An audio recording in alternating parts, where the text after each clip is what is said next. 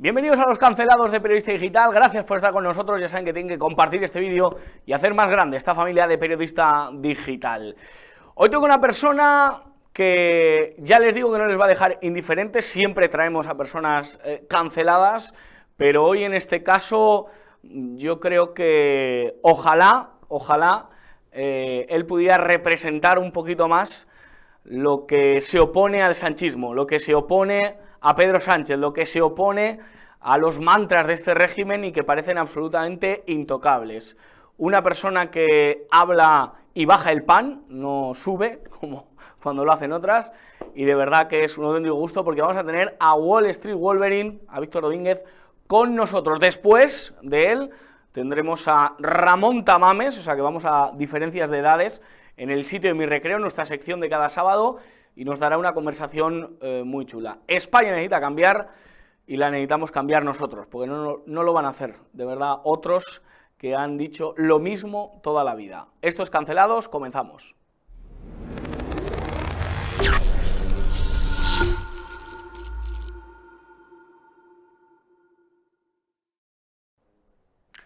Querido Víctor, Wall Street Wolverine, ¿qué tal? ¿Cómo estás? Muy bien, buenas tardes, ¿qué tal, Josué? ¿Te sientes cancelado? ¿Crees que existe la cultura de la cancelación? Yo creo que al final se cancela el que deja que se le cancele, porque si tú realmente eres una persona sin complejos y no agachas la cabeza, no te cancela ni Dios, esa es la realidad. El problema es cuando tú tienes esos complejos y dices, ay, he hecho algo mal, entonces sí que estás cancelado. La manera de que no te cancelen es no tener complejos y tener ideología clara y sobre todo no pedir perdón por cosas que no tienes que pedir perdón, como muchas veces le pasa al PP. El PP se pasa la vida pidiendo perdón. Ahora te pondré un tuit por el que no sé si van a tardar mucho en pedirlo. ¿Cuál crees que es el mayor complejo que tiene la derecha? ¿Cuál crees que es ese mantra que debería estar defendiendo y que está cagadito de hacerlo?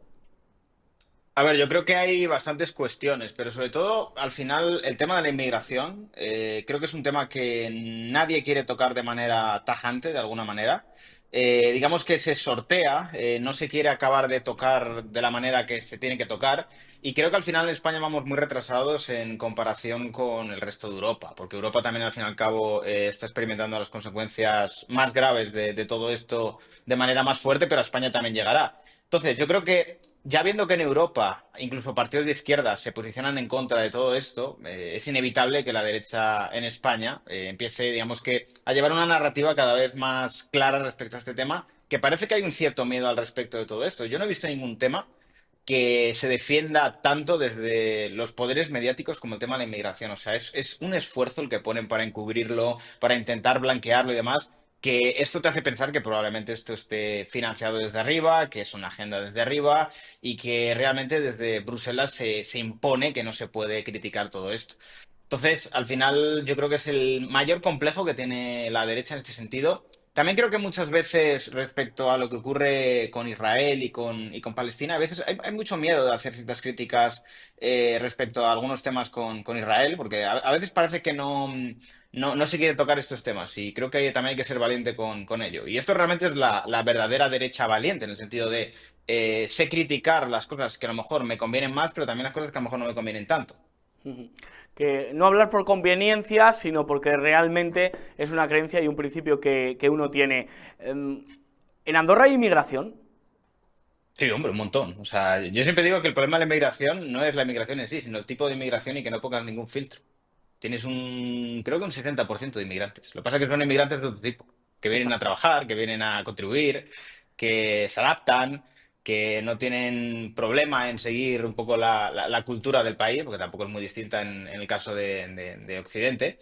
Y sí, está totalmente llena, pero que en esto tenemos un montón de ejemplos. Mira, yo he estado de vacaciones en Dubái y lo comentaba con mi socio, digo, fíjate qué curioso que estamos literalmente rodeados de árabes y aquí no hay ningún problema respecto a estos árabes porque son gente civilizada, gente que no tiene ningún problema con adaptarse también a otras personas, porque mucha gente se pensará, hostia, es que es un país árabe, hay que ir totalmente tapado, ¿no? Es un país bastante abierto. Sí que es cierto que tiene sus costumbres y que tú tienes que al fin y al cabo respetar esas costumbres, pero no es una visión como la que se plantea muchas veces. Y es lo que está permitiendo que un país como Emiratos Árabes crezca tanto. Esta apertura que están teniendo y el entender que al fin y al cabo Occidente cada vez ofrece menos cosas Y este tipo de países que no tiene prácticamente impuestos, te ofrece seguridad, te ofrece un clima a nivel empresarial muy bueno, te ofrece también un precio de la vivienda mucho mejor que en Occidente, te ofrece también muchas más oportunidades y ellos han entendido muy bien todo esto. Y muchas veces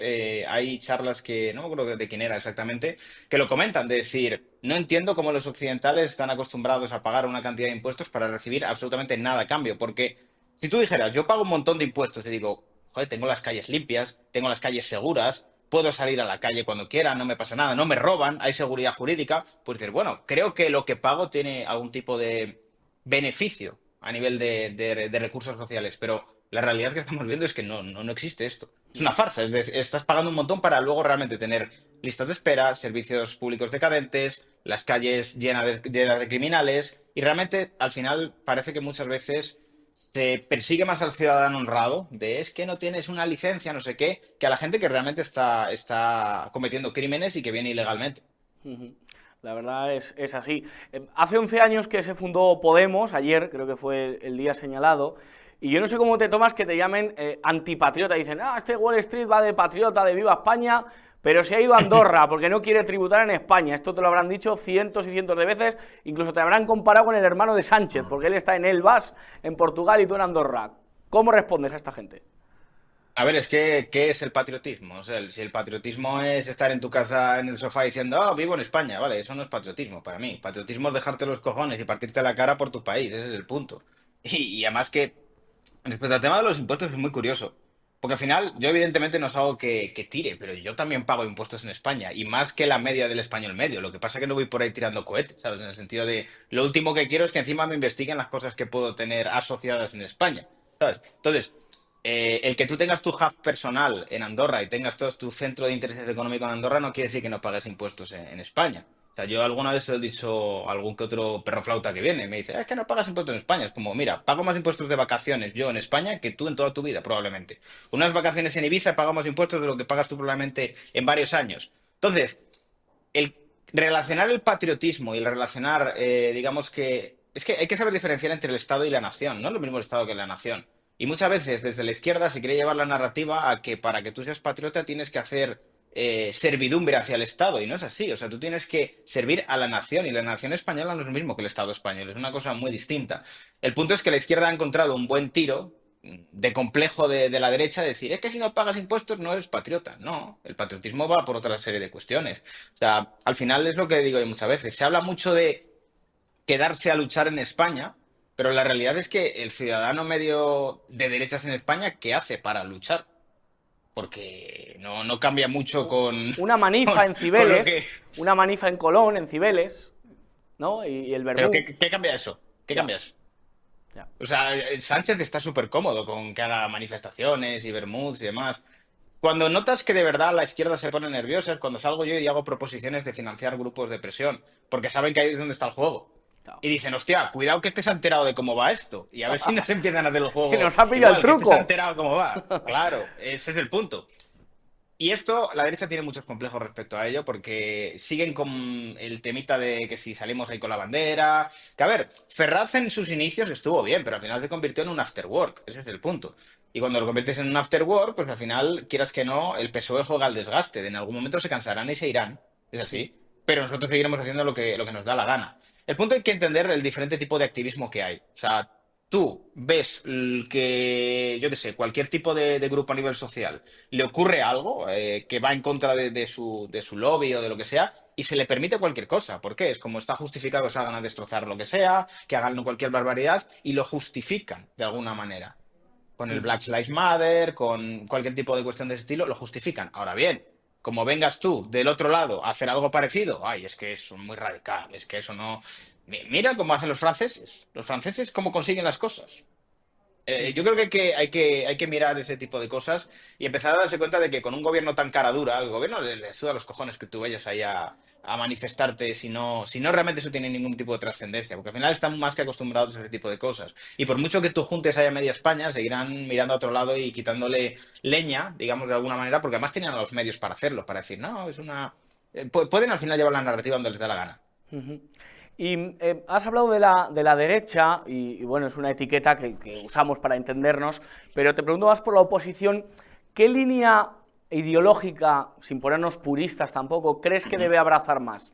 ¿La línea más liberal, más pues tipo Milei, tipo otro tipo de líderes en las que, bueno, pues lo importante es Ujú. la prosperidad, lo importante es una serie de principios, pero, bueno, pues con libertad para que uno haga y deshaga y, oye, las pensiones que cada uno se Ujú. pague la suya, que el hospital tengamos que pagarlo, o la más proteccionista, una derecha mucho más de Le Pen, una derecha mucho más tradicionalista, no sé si llamarla falangista, pero con más cobertura social? ¿Cuál crees que es la deriva de la derecha que puede hacer que venza el relato? A ver, la que me gustaría a mí o la que objetivamente creo que tiene más nicho en España. Háblame de las dos, que yo creo que tenemos tiempo y la A gente lo quiere ver, escuchar.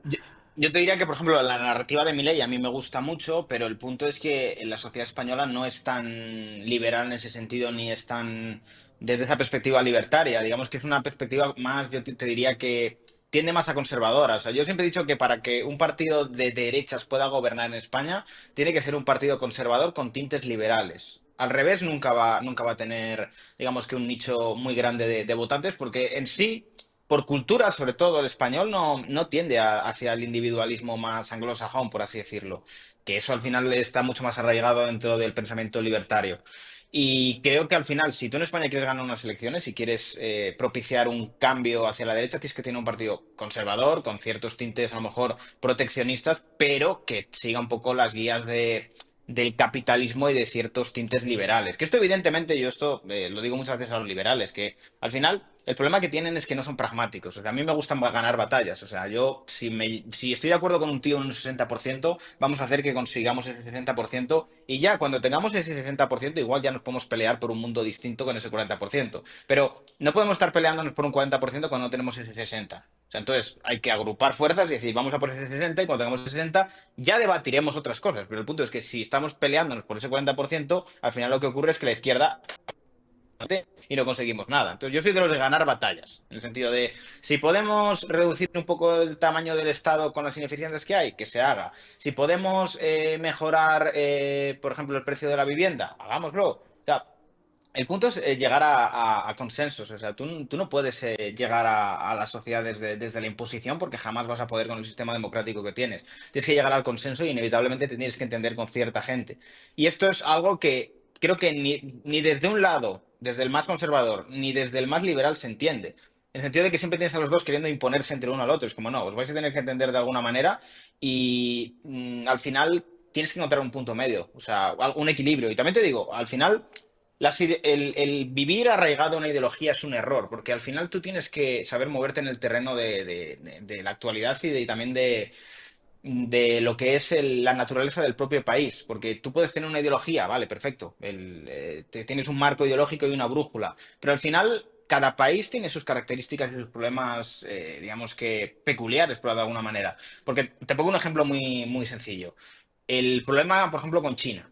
O sea, Estados Unidos muchas veces cuando, digamos que le negocia a China en términos comerciales, lo que no se plantea es que China es un país tremendamente proteccionista con lo suyo. Entonces, el libre mercado está muy bien siempre y cuando sea bilateral, pero si no es bilateral, tú tienes que jugar con las cartas, digamos que de los aranceles y un poco de la diplomacia, por así decirlo. ¿Qué pasa? Que esto se nos vende como guerra comercial y no es una guerra comercial, es una cuestión de establecer un equilibrio respecto a los tratos. ¿Y qué ocurre? Que los países al fin y al cabo utilizan el comercio muchas veces como maneras de coaccionar a otros y de conseguir ciertas cuestiones. Entonces, claro, la teoría del libre mercado está de puta madre, sí se aplica en todos los ámbitos y todos tenemos las mismas reglas, pero eso no siempre va con las mismas reglas. Entonces, esos desequilibrios hay veces que hay que corregirlos mediante este tipo de cuestiones. Pero claro, ahí tenemos un poco el problema del desconocimiento de la gente. La gente no sabe que China, en cierto modo, pues te pone también muchos problemas. Y nadie va a China a decirle, oye, usted es muy proteccionista. Es como, pues a ver, si tú eres proteccionista y me estoy viendo perjudicado de que tú entras en mi mercado y me estás tirando los precios, estás destruyendo la industria de mi país, coño, yo también entiendo que se apliquen ese tipo de batallas. Pero claro, para esto hay que tener como una visión geopolítica que muchas veces no se tiene porque solo se tiene, digamos que la visión estrictamente económica. Y al final el mundo se mueve por más cosas que la economía, se mueve por muchas más cuestiones y tienes que manejar mucha información. A veces las decisiones son complicadas. O sea, es como lo que comentaba antes de, por ejemplo, del tema de Israel. O sea, hay mucha gente que a lo mejor con el tema de Israel evidentemente va a estar más a favor de la visión del mundo que tiene Israel, pero luego tienes a Israel apoyando a Marruecos. Y al igual tienes a la derecha criticando a Marruecos, pero Israel es gran aliado de Marruecos, al igual que Estados Unidos es muy buen aliado de Marruecos. Y nadie abre este melón. No, El melón de decir, coño, estamos aquí tirando una cosa y tienes aquí un aliado que no está haciendo cosas que te benefician a ti. no. Me alegro que lo abras, Víctor, porque creo que es absolutamente necesario y todo es criticable, por supuesto, claro que también la política de Israel. Vamos a la actualidad. Te voy a poner un tuit hablando del conflicto árabe-israelí, en este caso del Partido Popular, muy criticado por la izquierda. Han salido los ministros del gobierno diciendo ¡qué vergüenza! ¿Cómo el PP? Vamos a ver si lo vemos, Izan, el tuit del Partido Popular que habla... Pues si pides la ayuda en árabe llega antes, haciendo referencia a que Álvarez le ha mandado 24 millones de euros a Gaza y en cambio pues las ayudas a Valencia pues no llegan. Las nuevas generaciones incluso fueron un poco más allá, ¿no? En cuanto a su tuit. Últimamente el que lleva las redes del Partido Popular casi supera el de Vox en cuanto a gracietas y este tipo de cosas. ¿Qué te ha parecido? ¿Cómo se debería defender el PP? Y si crees que el PP, no sé, ahora se va a convertir en el Cid Campeador o en Don Pelayo. A ver, yo para el PP le mandaría un mensaje que es bastante claro y es inevitablemente en algún momento o cambian, digamos que su visión respecto al partido o acabarán desapareciendo porque no representan ningún tipo de derecha y no son derecha y realmente lo que está ocurriendo es que si realmente Vox empieza a defender de manera ferviente y dura lo que es una derecha de verdad, el PP va a quedar en un partido de socialdemocracia progre que busca el aplauso del PSOE, como ha buscado constantemente, que no da ningún tipo de batalla cultural, que al final es el PSOE con cierto retardo dentro de la batalla cultural, y la gente se va a dar cuenta de eso, porque además tú miras luego también las cifras y no te bajan tampoco mucho los impuestos, tampoco son tan liberales. O sea, el problema es que el PP te vende como si ellos fueran los liberales y que no, que van a ser liberales. O sea, y luego esto es una batalla que yo tengo muchas veces, de que te vienen liberales diciendo, no, es que Vox no es liberal. Vale, no es del todo liberal, pero es más liberal que el PP. Las cosas como son. O sea, no me vendas que el PP es más liberal que Vox, porque no es verdad. O sea, las cosas como son. Y el problema es que yo creo que tenemos una derecha, sobre todo que tradicionalmente es de derechas, ¿sabes? Que siempre ha sido de derechas, que siempre ha votado el PP, que en realidad es el homólogo de lo que criticamos muchas veces en el PSOE. Y en realidad no tienen ideología. O sea, no tienen ideología. La ideología es que creen que el PP gestiona mejor, pero luego en la práctica tampoco son gente verdaderamente de derechas. O sea, tú les preguntas y son bastante acomplejados respecto a muchas cuestiones y por eso creo que es importante el tema de la batalla cultural. Y lo que ocurre dentro del PP, o lo que me parece a mí, es que yo creo que en las bases, entre la gente joven, se dan cuenta de que Vox les está comiendo la tostada totalmente, porque están bastante más basados. ¿Qué ocurre? En la cúpula del PSOE lo que tienes es realmente las aspiraciones de ser como, bueno, del PSOE, del PP, tienes como las aspiraciones de ser el PSOE bueno, por así decirlo, de nosotros somos constitucionalistas, no pactamos con los independentistas y demás, pero en realidad quieren ser el PSOE en la práctica, no cambian mucho, pequeños detalles. Y esto hay mucho votante que se llama de derechas que no lo acaba de entender, de decir, eso no es una derecha. En España nos hemos acostumbrado a una socialdemocracia que llamamos derecha que no es derecha. O sea, te comparas con el resto de países del mundo y estás vamos, a muchas galaxias de lo que es derecha. Y el problema es que nos hemos ido tan a la izquierda y cualquier cosa que suena un poco a derecha da tanto miedo que de alguna forma, pues parece que el PP es derecha, pero es que yo no lo llamo derecha, lo llamo pseudo derecha en todo caso, o como decía Vox alguna vez, derechita cobarde, pero que en la práctica, es lo que te digo, hace falta como que realmente gente que sí que es de derechas empieza a ser de derechas abiertamente, no lo que a priori parece ser de derechas, que son cuatro cambios tontos del PSOE. Sí, sí. Me gusta que te falle en este caso el subconsciente y cambies PSOE y PP Sí. cada vez que te pasa, porque nos pasa a nosotros también. Vamos hablando también de actualidad, una encuesta, el CIS acaba de salir este fin de semana y el bipartidismo sigue siendo quien gana. Es más, el PSOE ganaría al Partido Popular. Vamos a ver si tenemos esa encuesta, Izan, ahí. 135 sacaría el PSOE, 135, madre de Dios. Y 131 Vox subiría solo 3 escaños después de toda la corrupción del PSOE, después de la gestión de Mazón en Valencia. Podemos estaría muy por debajo de Sumar, pese a otras encuestas, y bueno, pues los separatistas más o menos sacarían lo mismo. Bildu llegaría hasta los 8 escaños. Albize no sacaría nada. ¿Qué te parece este CIS? A ver, yo como, a ver, del PSOE no me sorprende nada porque al final creo que tienen un nicho de votante que hagan lo que haga siempre va a estar ahí. O sea, lo vimos con la amnistía, lo hemos visto con muchas cosas, yo creo que no lo sacas de ahí. Y creo que un poco la batalla está dentro de un poco Vox y PP. O sea, yo creo que Vox tiene que entender que si empieza a evidenciar que el PP no es derecha, va a haber mucha gente de derecha que va a irse a Vox. El problema es que dentro del PP también tienes a mucha gente con este, como te digo, con este rollito liberal de no, nosotros somos los liberales y también Vox tiene que hacer el trabajo de exponer que realmente el PP tampoco es liberal. Entonces, si tú realmente muestras lo que es el PP, vas a hacer en primer lugar un bien a España porque el PP se va a ver presionado a cambiar sus postulados de alguna manera, aunque luego en la práctica no lo haga, pero va a cambiar sus postulados y eso va a beneficiar la batalla cultural. Y Vox se va a ver beneficiado de realmente de donde puede captar voto, que es del PP. La realidad al final es que creo que tanto PP como Vox están súper centrados en el sanchismo, el sanchismo, el sanchismo, el sanchismo, y eso ya está súper quemado. O sea, no vas a ganar votos con eso. O sea, creo que la batalla está en realmente posicionarse como la verdadera derecha. Ahí es donde está la batalla, porque tú no vas a quitarle votos ni al PSOE de gente arrepentida ni a Podemos. O sea, la batalla ahora mismo para cambiar España está entre esas dos derechas, en cierto modo, y creo que es de donde va a venir la próxima, digamos que, campaña de cara a las elecciones, de que de alguna manera o Vox empiece a evidenciar lo que es el PP o el PP empiece a cambiar y de repente a mostrar otra cosa. Pero es que yo no voy a Feijóo diciendo ciertas cosas, ese es el punto. Entonces yo creo que ahí Vox tiene mucho que ganar, pero yo creo que igual tiene cierto miedo de posicionarse frontalmente en contra del PP, porque al final quieras que no te pones en contra de los dos grandes grupos. Y los dos grandes grupos manejan mucho poder, manejan muchos medios y evidentemente van a hacer todo lo posible por aplastarte. Entonces, pues bueno, hay que ser valiente. Yo creo que por ahí está el cambio realmente. Así es. Víctor, si haces un reportaje por la calle y te viene Maestre y te quita el micro y te lo tira, o Ana Pardo de Vera, ¿cómo reaccionarías?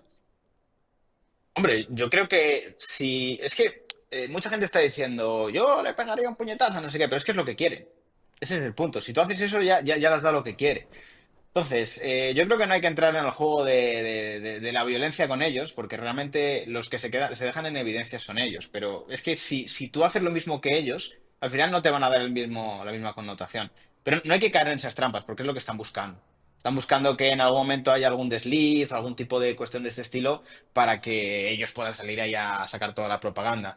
Pero fíjate que es curioso que no les gusta este juego, pero se han tirado durante prácticamente lustros, yo diría, haciendo lo mismo con Jordi Évole, por ejemplo. Les parecía muy divertido con Jordi Évole hacer lo mismo. Lo que pasa es que ahora les han hecho lo mismo al revés y no les parece tan divertido. Al final, yo creo que a la izquierda en general, el estar en el poder nunca le gusta. O sea, no le gusta desde la perspectiva propagandística, porque claro, tienen como esa narrativa constante de oposición y así les pasa, que luego tienen que hacerse manifestaciones en su propia contra cuando están en el gobierno. Y los sindicatos tampoco tienen nada que hacer. Yo creo que al final no es una posición que les guste, pero que inevitablemente pues, tienen que tener porque si no, no sobreviven. Porque además esto también es una cuestión interesante a comentar y es curioso como cuando llega la derecha al poder, luego no limpia la administración de gente que busca precisamente mantenerse dentro de estas organizaciones. Tienes Correcto. muchos lobbies que viven del dinero público y que luego llega a la derecha bueno, la derecha, el PP, y no saca a esta gente del poder y sigue haciendo que esta gente viva de ese dinero público para hacer activismo en su contra. Broncano seguiría teniendo la revuelta si gobernase el PP, a lo mejor. Probablemente, Ojo, 100%. O sea, ni lo dudes. qué tremendo. Oye, ¿y se seguirían haciendo actos por el aniversario de Franco? O sea, ¿qué te parecen esos 100 actos? ¿Vas a ir a alguno? ¿Se puede decir viva Franco? ¿Se tiene que responder al PSOE con un viva Franco o con qué se debe responder a esos actos? A ver, yo lo que creo es que al final con el tema de Franco, inevitablemente el PSOE te lo tiene que sacar porque es una forma de meter miedo al electorado y movilizarlo. Entonces, yo creo que son cosas que si la derecha consigue trascender de todo eso y dejar de darle importancia, va a ganar mucho, porque al final le sacas un poco del paradigma y de los estereotipos que tienen. O sea, creo que hay que mostrar que hay una nueva derecha que tiene poco que ver con esos estereotipos que plantea la izquierda, ¿sabes? O sea, el otro día lo comentamos cuando estábamos grabando el podcast, que hay a mucha gente que le sorprende que exista una derecha antimonárquica, y existe una derecha antimonárquica y republicana a día de hoy. El punto es que tienes como siempre al boomer que parece que como que le han dicho que es que el rey nos protege de muchas cosas. Hombre, a ver, a mí me gustaría que el rey realmente tuviera más, peso respecto a muchas cosas que ocurren, porque muchas veces parece que simplemente es un títere que está ahí para firmar cosas y para llevarle a actos, ¿sabes? Yo creo que el rey tendría que tener un poquito más de, no sé, de amor por la patria y defender realmente esa patria, porque en la práctica cuando hemos tenido ataques a esta soberanía y sobre todo hemos tenido situaciones que esperabas que el rey apareciera y dijera algo, no lo ha hecho. Entonces, esto es una fábrica de republicanos, porque en la práctica tú crees que el rey es un jefe de Estado ahí que está para, de alguna manera, velar por la unión de España y por los intereses de España y te das cuenta de que en la práctica estamos teniendo una degradación constante de las instituciones y no existe esto. Entonces, claro, te haces muchas preguntas. Hombre, es que hay que hacérselas y es sano hacerse preguntas. Nunca tiene Ujú, que haber dogmas en este sentido. ujú. Víctor, ¿y qué pasa con Rorro? Porque yo estoy, estoy con las redes y me salta que no sé si va a cambiar a Pablo por ti, si ahora te va a empezar a cocinar a ti. ¿Qué pasa con esto de la Stradway? Ahora te vas a buscar una Rorro. A ver, lo que pasa en general es que yo creo que les pone nervioso el que existan mujeres de este estilo. Porque al final, lo comentaba yo el otro día en el podcast, que lo que hacen es subir el estándar de lo que un hombre a lo mejor puede esperar de una mujer. Y claro, esto a los feministas no les gusta, porque han demonizado cualquier acto de servicio hacia un hombre y esto evidentemente les pone en una posición de decir, hostia, que a los hombres les gusta esto y los hombres pueden empezar a exigir este tipo de cosas, que a los hombres les gusta sentirse cuidados y queridos. Y ojo, que esto no tiene por qué ser desde la perspectiva de que le cocinen, ¿no? Puede ser de que se tenga un detalle, desde la perspectiva de, no sé, actos de cuidado, que esto es triste, pero a las mujeres les han dicho que esto es como denigrante y es básico. O sea, en una pareja es normal que existan actos de cuidado y de servicio mutuos, ¿sabes? O sea, no es nada raro. ¿Qué pasa? Al final les han dicho a las mujeres que no tienen que ser feministas, bueno, tienen feministas, estoy yo con el subconsciente que no tienen que ser femeninas, y les han hecho renegar, digamos, que de esa naturaleza de lo que a lo mejor a una mujer naturalmente le pueden hacer ser o querer. O sea, es triste que de alguna manera nos han vendido, y esto en realidad es una gran victoria de las grandes corporaciones, que es mejor que te pases, yo que sé, hasta las 12 de la noche trabajando para tu jefe a que tengas una familia y que estés cuidando de esa familia. No sé, o sea, nos han dicho que eso es mejor y más empoderante. No sé, que pases más tiempo en la oficina que con tu familia. Y esto es una cosa que yo creo que en algún momento las mujeres se replantearán, en el sentido de verdad, la felicidad está en esto. Porque no está en eso, es la realidad. O sea, el punto es que evidentemente es importante ganar dinero y tener cierta independencia, pero no lo es todo. O sea, cuando realmente tú ya llegas a cierto nivel económico, te das cuenta de que más dinero no te hace más feliz. Lo que te hace feliz es tener libertad, tiempo para disfrutarlo con la gente que tú quieres. Y nos están volviendo individuos aislados, sin ningún tipo de arraigo y solos. Eso es la tristeza. O sea, porque no hay nada más triste que no tener con quién disfrutar este dinero que estás ganando. Y muchas veces a la gente le han quitado el tiempo y pasan más tiempo en la oficina que realmente con sus seres queridos. Quizá de esto se ha dado cuenta Elisa Muliá, y ahora no quiere tantos errejones en su vida, sino que quiere un hombre normal, que la trate con cariño. No sé cómo has vivido todo esto, ahora Errejón defiende lo de las denuncias falsas y lo que le han preparado a Errejón pues no deja de ser pues la maquinaria, ¿no? La máquina de picar carne de ese feminismo que ahora mismo, claro, tiene a Errejón en el paredón a punto de fusilarle, si no le han fusilado ya. A mí esto me huele a Pablo Iglesias. Me llevo Pablo oliendo Iglesias. a Pablo Iglesias muchos meses Huele a Pablo de... Iglesias y mira que no huele muy bien Pablo Iglesias, creo, ¿eh? Bueno, yo le he Sí, tenido sí, o delante sea, y... yo no me extrañaría nada que haya una vuelta política a Pablo Iglesias en un tiempo. O sea, y que esto ha sido estas rencillas que tenían guardadas de las divisiones de Podemos y demás. Esto es algo que tenían ahí. Además, fíjate que esto viene de Fallarás, que al final está vinculada a Podemos. Y todo ha explotado desde una perspectiva en la cual, fíjate que a Podemos no le ha afectado. Tú no has visto ningún caso que haya salido de Monedero y del estilo. No, o sea, todo ha ido en torno a Sumar, en torno a lo que era Más Madrid y demás. Ha venido de todos esos entornos. Y qué curioso que toda la izquierda como se ha alineado para cortarle la cabeza, porque fíjate que podrían tirar balones fuera como hacen con otras cosas. A mí esto me huele a piolets en muchos ámbitos y creo que de alguna manera, o sea, tú miras un poco las declaraciones de la tal Elisa y demás y un poco lo que ha ocurrido es una cosa muy rara. Es una cosa muy rara. Yo sé que evidentemente desde la derecha pues queremos cortar ciertas cabezas porque es como estos cabrones han generado una legislación que ahora se les está comiendo y una narrativa que ahora se les está comiendo y es el karma. Pero tú miras un poco lo que se le acusa a Errejón al menos desde la perspectiva de Elisa y es una cosa bastante con pinzas. O sea, en el sentido de decir, esto no cuadra lo que realmente está contando con, no sé, una persona que está afectadísima respecto a lo que ha ocurrido. Pero bueno, no voy a ser yo aquí el que defienda a Rejón de estas cosas, pero a mí me parece que le han hecho la cama. O sea, literalmente le han hecho la cama y lo llevaban sabiendo esto mucho tiempo, sabían las conductas de Rejón, lo que pasa es que lo han sacado cuando les ha interesado. Claro, cuando han activado esa maquinaria. Vamos a Ujú, acabar, Víctor, con un juego que nos gusta aquí en Los Cancelados. Yo te digo un nombre y tú me dices lo primero que te venga a la mente, ¿vale? ujú. Donald Trump. Mm, yo te diría que una palabra solo. Una palabra, una frase. Uh, yo diría viento fresco. Begoña Gómez. Mm, captación de fondos públicos. No sé. Pedro Sánchez. Maquiavelo, te diría. Feijó. Tibio. Ayuso. Mm, fachada, te diría. Abascal. Dureza. Errejón. No sé. Vicio. Antonio Maestre. Eh, pluriempleado. Ana Pardo de Vera. No sé, gorila. Bertrán Endongo. Mm, valentía. El Papa Francisco. Mm, joder, no sabría decir, ¿eh?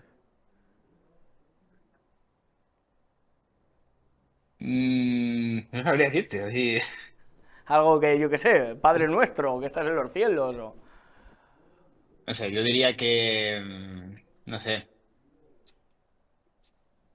Es que te iba a decir tibio socialdemócrata, pero es que se queda corto. Se queda, se queda corto ese calificativo. Y Wall Street La- Wolverine. a- a- Víctor Domínguez. no sé.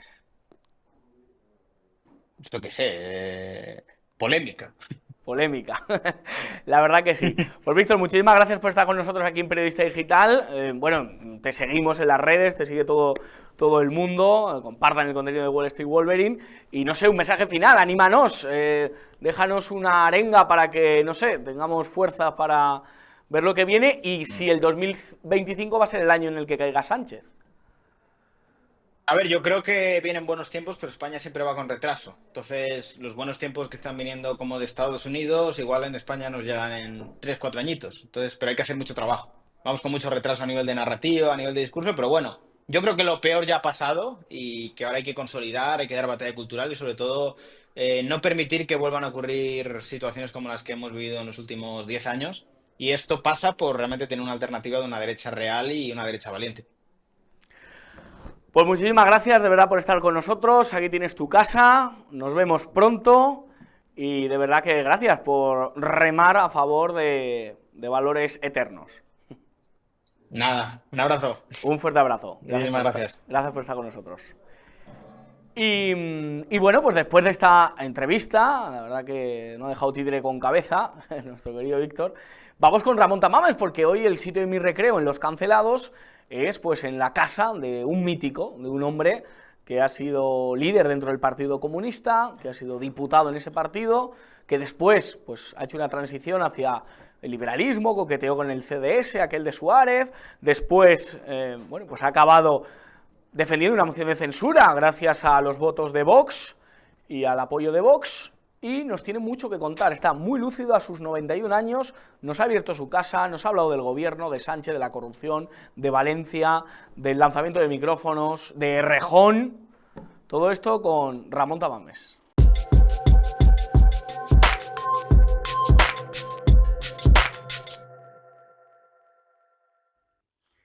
Bienvenidos al sitio de mi recreo. Hoy, de verdad, estamos con un personaje más que ilustre, una persona que puede hacer un análisis de España como muy pocos pueden hacerlo. Hoy estamos en su casa, en su sitio de su recreo, con don Ramón Tamames. Don Ramón, ¿qué tal? ¿Cómo está usted? Pues estoy bastante bien. Yo nunca me quejo, pero tengo razón para no quejarme porque tengo 91 años y me encuentro francamente bien. No me duele nada. La salud bien, gracias, ¿no? Como Sí, decía la aquel. salud bien, gracias, hasta que se presente. Pero claro, ya he corrido un poco de la vida, ¿no? O sea, no me quejo en absoluto y he tenido una vida con muchas cosas interesantes que me han gustado y he podido dedicar tiempo a casi todo, incluso hacer los crucigramas de la vanguardia de mi amigo Jordi Fortuny. Y ser candidato a presidente del gobierno en una moción de censura. ¿Qué tal esa Estuve a punto de experiencia? ser presidente del gobierno, no quise forzar la máquina. La verdad es que podría haber hecho más insistencia. Incluso me lo pidieron los contrincantes. El propio presidente del gobierno me dijo que no era un programa lo que presentaba. Era un programa porque salían todos los temas importantes, 12 temas importantes, desde el cuidado de la tierra de cultivo para que no se pierda, hasta el final, que es la cultura, el reconocimiento de la gran aventura americana con la hispanidad, etcétera. Esos temas. Todo, sale todo, 12 no son los 10 mandamientos, son 12 encargos que tenemos que tener en la cabeza los españoles. Y que no se están cumpliendo. No se cumplen porque hay una desidia grande por la historia, incluso hay tergiversaciones de la historia. Este personal del gobierno de Sánchez está con la leyenda negra, ciertamente, más que con el conocimiento de la gran aventura americana, a la que dedico, por cierto, un espacio grande en un libro que voy a publicar pronto. Qué bueno, pues lo leeremos con atención. Gracias. Hablando de historia, este gobierno está hablando mucho de Franco. Usted es de los que decía que dictadura ni la del proletariado. Entonces, no hay que explicar si lo de Franco fue una dictadura, si no, pero ¿qué le parecen 100 actos por el aniversario de la muerte de Franco? Ante la dictadura, ninguna.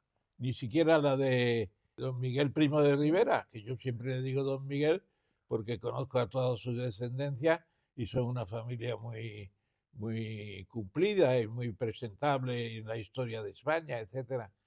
Y además hizo muchas cosas. Era un dictador de la dicta blanda, se llamó aquello, ¿no? Y no hizo males mayores, salvo quizá meterse con Unamuno. Ese fue su mayor pecado.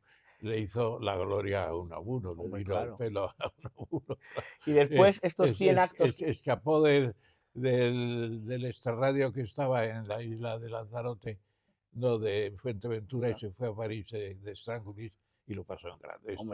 Estuvo en la oposición 2 o 3 años y era una dignidad multinacional. Sí. Luego en mi querida Salamanca y esas cosas. Todo, ¿pero qué le parecen los 100 actos que ahora Sánchez dice que hay que hacer por la muerte de Franco? Histriónico, no tiene, ni siquiera es irrisorio, no llega. Además ha confundido de fechas.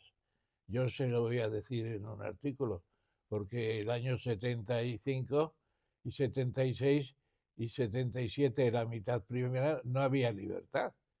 Yo estuve en la cárcel, estuve en la Dirección General de la Seguridad otras 2 o 3 veces más, había mucha gente en presidio todavía, yo estuve con nuestro gran amigo, el sindicalista de comisiones sobre Marcelino Camacho. Estuve con él, coincidí mes y medio en la cárcel, él estaba mucho tiempo, llevaba mucho tiempo, yo llegué, estuve poco, pero hicimos gran amistad porque ya la teníamos antes, claro. ¿Y usted le guarda rencor a esa época de España? En absoluto.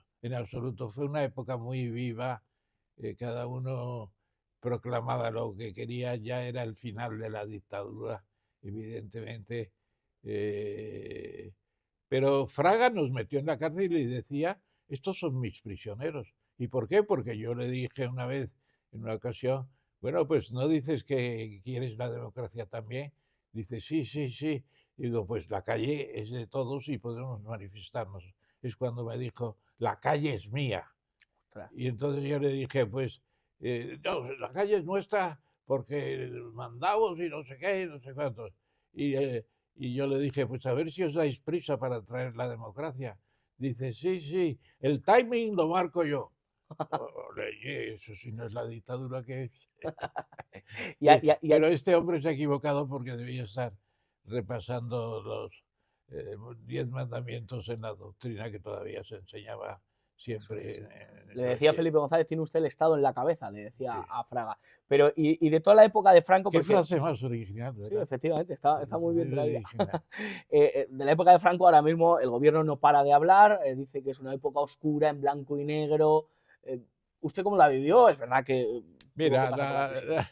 la verdad es que con Franco, contra Franco vivíamos mejor. Eso es verdad. Psicológicamente estábamos siempre en un desequilibrio ahí, medio entrar en la cárcel, no entrar. Bueno, a mí yo estuve, como he dicho, ya varias veces por allí. Ahora se discute lo de los sótanos de la Dirección General de Seguridad en el Palacio de Correos. Bueno, pues ahí he estado yo, me parece que 9 y 7, como 14 o 15 días no seguidos en un calabozo, que se veía un hilito de luz de la Puerta del Sol y se veía las sombras. Recordaba un poco la caverna de Platón. Claro, Claro. efectivamente. Y entonces, ¿eso puede ser monumento? Pues claro que puede ser monumento. ¿Tiene que seguir siendo oficinas? Pues claro que sí. Yo estuve un día con el padre de Ruiz de Gallardón y su hijo, no, con su hijo, con Alberto, y me enseñó los calabozos donde habíamos estado nosotros, que los han convertido en archivadores. Están muy bien. Claro, está muy bien traído. Se archivan documentos, sirven en una temperatura fresca, pero no hace Claro. falta calefacción ni nada. Muy bien. ¿Y el PSOE 40 años de vacaciones? ¿Eso fue cierto? Bueno, eso fue una cosa que yo oí en Salamanca y no se había oído nada más que en Salamanca, pero vine a Madrid al día siguiente y pronuncié la frase como de un salmantino y cuajó, hizo fortuna y se dijo mucho. Y es medio verdad, yo creo que es medio verdad. Hubo socialistas muy valiosos, pero había muchos que estaban allí de vacaciones. Claro, efectivamente. No hicieron gran cosa durante el franquismo, repartirse las joyas del Yate Vita, una de las que hicieron. No lanzaron la idea de una república nueva. Yo, en D'Alessio Prieto, al que tengo un cierto sentido de admiración en muchas cosas, también fallaba. Y además desde que empezó la guerra civil del año 34, con la sublevación, la revolución de octubre, es el PSOE contra la república, eso no se puede olvidar. Claro. Entonces, dieron un golpe, que no nos vengan con historias de que ellos nunca han dado un golpe. Y luego la guerra civil propiamente, aparte de lo que diga Ramón Carr, el historiador británico que dice esto, que el PSOE empezó la guerra, aparte de eso es que empezó realmente con Largo Caballero, que se creía lo de que era el Lenin español y que iba a tomar el Palacio de Invierno. Pero ¿dónde está el Palacio de Invierno en España? Está el Palacio de Oriente. Está el Palacio de Oriente, efectivamente. Valencia nos ha marcado a todos de alguna manera, muchos jóvenes, mucha gente ha ido ahí a echar una mano, pero el Estado, el gobierno, ¿en qué ha quedado? Porque no se reciben ayudas. Pues fíjate, estaba pendiente ahora cuando llegasteis a casa de unas notas sobre el Plan Sur de Valencia, que fue lo que hizo el gobierno de Franco, una dictadura, pero las dictaduras hacen muchas obras públicas, lo sabe todo el mundo. Sí, sí. Y entonces Franco se empeñó en Valencia y la solución sur se ha demostrado que fue una solución que se llevó por delante, pues, 2.500 metros cúbicos de agua por segundo. Impresionante. Si no llega a hacerse esa obra entre el año 57, la última gran riada sin obras, y hoy, aquello habría sido un desastre. Y se ha tapado cuidadosamente para no decir que era una obra de Franco. Es una pena que sean tan histriónicos y a la vez tan mordaces y tan mal pensados. Bueno, pues los dictadores hacen obras públicas porque si sirven, pues bien hecha está. Además hubo muchos alcaldes que hicieron democracia, lucharon por una solución buena y mucha gente que se batió el cobre para conseguir que, por ejemplo, el lecho del río Turia se convirtiera en un jardín maravilloso, porque querían hacer una autopista para llegar más deprisa al Grao. ¿Para qué quieren llegar más deprisa? ¿Qué más les da? No se va a pasar el arroz, ¿no? Claro. No, entiendo que no, entiendo que no. Y la corrupción es otro tema que parecía que se nos había olvidado, pero ha vuelto. Begoña Gómez, el hermano de Pedro Sánchez, Ábalos, Aldama. Cuando ve las noticias se le pone mal cuerpo. Te agradezco que comentes todo eso porque ya es difícil acordarse de todos los expedientes en que está el propio presidente del gobierno, que quiere convertir en normal, una cosa normal, el tráfico de influencias en la Moncloa, pero no pasa nada. El software de que no sé qué universidad, que es secreto, pues nada, lo utilizamos nosotros porque somos muy bonitos. Y luego el Ministerio de Obras Públicas y de Transportes ha sido una ventanilla de venta de papeles, etcétera, etcétera. Se tendría que haber ido ya. Yo estuve el otro día con Alfonso Guerra en el CEU, que nos dieron un premio de no sé qué, muy agradecidos, por cierto. Pues cuando Alfonso Guerra vio que su hermano había cometido algún desliz económico, era vicepresidente del gobierno y se marchó. Claro. No esperó ni a juicios, ni a pleitos, ni a historias, se marchó. Este señor tiene tres frentes: el frente de Begoña, el frente de Ábalos y el frente de no sé cuántos. Pon cualquiera de los 17 que hay. Bueno, pero ¿qué espera marcharse? ¿A que le declaren ladrón de Bagdad? ¿Le haga un país árabe algún honor parecido? No lo sé. ¿Y la oposición qué consejo poder darle? Usted que tiene una experiencia política más que recorrida, a PP y a Vox, ¿qué tienen que hacer? Hombre, yo conozco a Vox, conozco a PP, no estoy en ninguna de las dos cosas, me considero libre a esos efectos de opinar. Yo creo que no están aprovechando suficiente las posibilidades que ofrece un presidente del gobierno acosado por latrocinios varios. Eso no se había dado tan duramente en la política española, nunca. Y menos la señora del presidente recibiendo a las grandes empresas y facilitando sus manejos. Entonces, yo creo que no aprovechan suficientemente lo que es eso. Se está considerando ya casi normal que el señor Sánchez ¿de dónde es? ¿De qué provincia? De Madrid. No, ¿dónde es? Badajoz. A Badajoz, el En hermano. Badajoz tengo un puesto que no va nunca, que se marcha de vacaciones y no es sustituido por nadie porque no es un cargo necesario. Dice, ¿pero dónde se ha visto eso? Nunca. Nunca. Y se valida. También mucha gente habla ahora de la crispación. Hemos visto últimamente que hay miembros de la izquierda mediática que lanzan micrófonos, le cogen el micrófono a un reportero de la derecha y se lo tiran contra la gente o Bueno, se lo y tiran otras al suelo. personas del gobierno, de la coalición de investidura, de la célebre investidura de ¿cómo se llama? Frankenstein. ¿No? El otro día oía a Errejón, que era tan puro, era tan interesante, tan listo, tan joven, no sé qué, y saliendo de declarar de un problema de tráfico sexual o de cosa parecida, dice, salgo muy contento. Pero ¿cómo es posible que usted diga eso? Usted no puede salir contento de un sitio que le lleva a la justicia porque ha cometido usted un delito importante. Eso no se puede decir. Pero esas cosas no se explotan. Pues el señor Errejón se marcha, claro, no pinta nada ya, pues no ha pasado nada. Claro. ¿Y la crispación cómo bajarla? ¿Cómo...? No hay sé. crispación por esas cosas. Se dicen y tú más, el y tú más es terrible, porque es señal de que hay cosas por ambos lados. Yo creo que la crispación se acabaría en estos momentos con unas elecciones generales. Hace falta porque la prolongación de esta legislatura en estas condiciones a mí me parece que es un insulto a todos los españoles, un insulto. ¿Qué personaje histórico traería a esta época política para poner un poco de calma? Hombre, yo creo que tuvimos un personaje providencial que fue Suárez.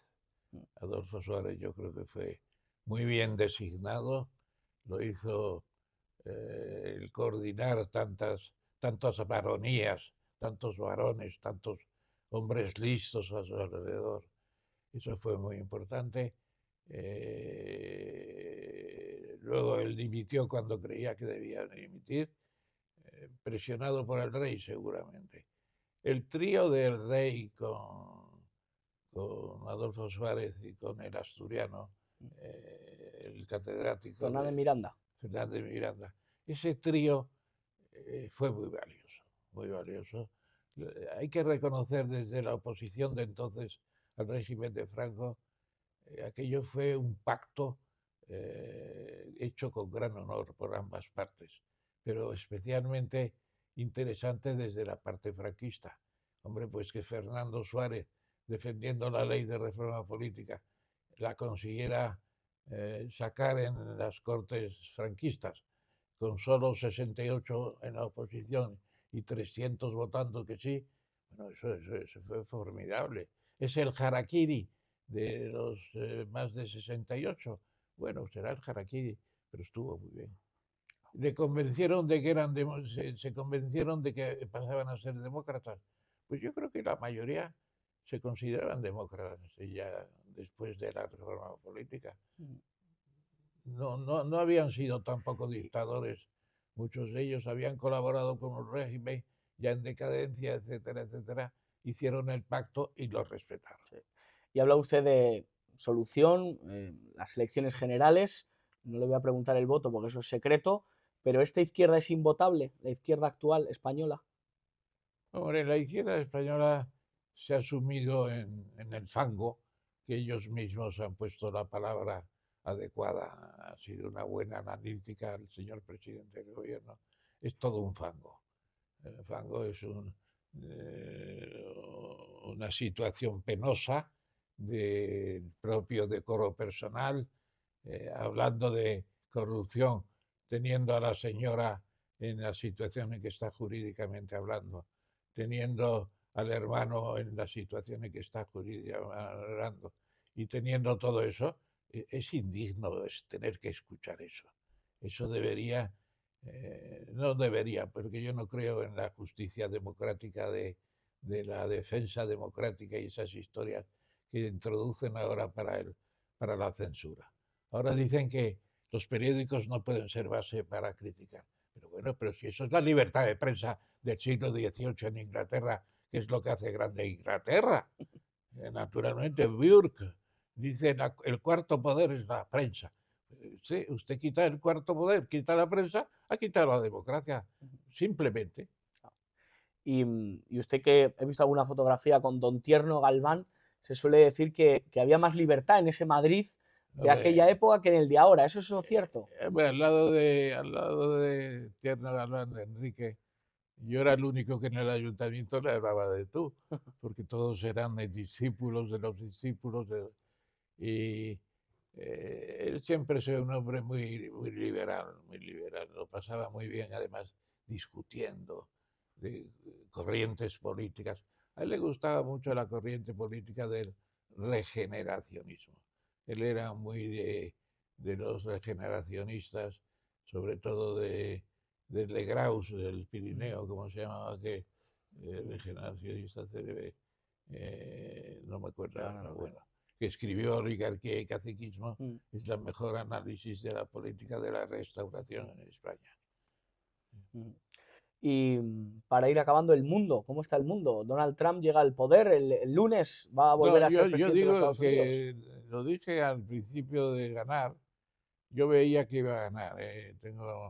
No hice apuestas, No es usted de apostar. No hicimos apuestas. Ganó Trump y yo diría que él está preparando el gobierno mundial. Elegir al dueño de Tesla, Elon Musk. Elon Musk, y a todos los que ha elegido para los diversos cargos es importantísimo, y los que no lo ha elegido se han asociado a él, como ha sucedido con Zuckerberg. Y si estuvieran los grandes creadores de empresas tecnológicas norteamericanas, que han muerto ya algunos de ellos, no estarían con Trump. ¿Por qué? Porque le da mucha importancia a la tecnología, que la tiene, y le da mucha importancia a conocer los activos que hay en el país, claro, con una filosofía imperialista que él tiene, pues el resultado son los Estados Unidos imperiales más que nunca, que quiere anexar Groenlandia, se quiere anexar Canadá, quiere imponer su dictat a México y recuperar el canal de Panamá. Bueno, pues eso es gobierno mundial. No lo va a conseguir, claro, es imposible. Ha calado demasiado hondo ya el principio de las Naciones Unidas, etcétera, etcétera. No puede ser. Claro, no va a poder ser, ni siquiera Trump lo va a conseguir. La Agenda 2030, ¿no? Quiere eso del gobierno mundial. Bueno, la 2030 también. ya viene de más antiguo. Yo creo que más que es America First. America First, y desde luego él se pone de emperador de las Américas. Yo le recuerdo en un artículo que tengo ahora publicando que el único emperador de las Américas que ha habido fue Carlos I de España y V de Alemania. El único. Aunque lo niegue Urtasun, ¿no? ¿Eh? Aunque diga Urtasun que era mala persona. Sí, y que era... bueno, Urtasun, yo creo que de esto sabe poco y además, ojo con Urtasun porque nos va a obligar a devolver una colección que obsequió el gobierno de Colombia a España en el cuarto centenario, 1892, cuarto centenario del descubrimiento, un legado de trabajos de etnias colombianas prehispánicas. Bueno, pero ¿qué es eso? Si lo obsequiaron los propios colombianos, para que haya algo representativo de lo que fue el virreinato de Nueva Granada en Madrid, en el Museo de América. Bueno, pues ya está.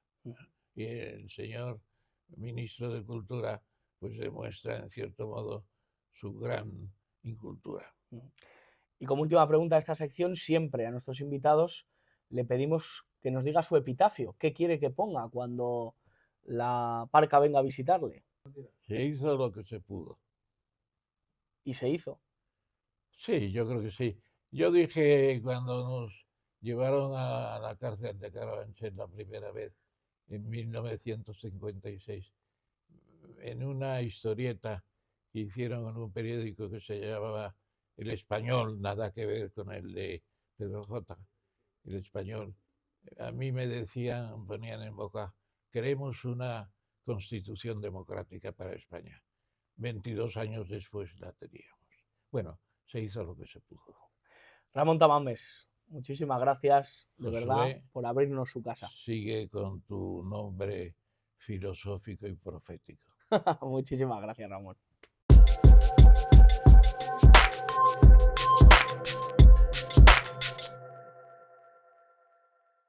Qué chulo el sitio de Mi Recreo, que a gusto hemos estado con Ramón Tamames y que a gusto estamos con todos ustedes. Mañana, Conspirafobia a las 9 de la noche y a las 10, Jasiel París con el Coronel Baños. No se pierdan la programación de Periodista Digital, compartan este vídeo y háganlo más grande. Gracias a Izan Gómez, que ha estado en el apartado técnico, que no se lo cuenten, porque ya se lo contamos nosotros. Alejen a los niños del televisor y aléjenles de Antonio Maestre. Que Dios les bendiga.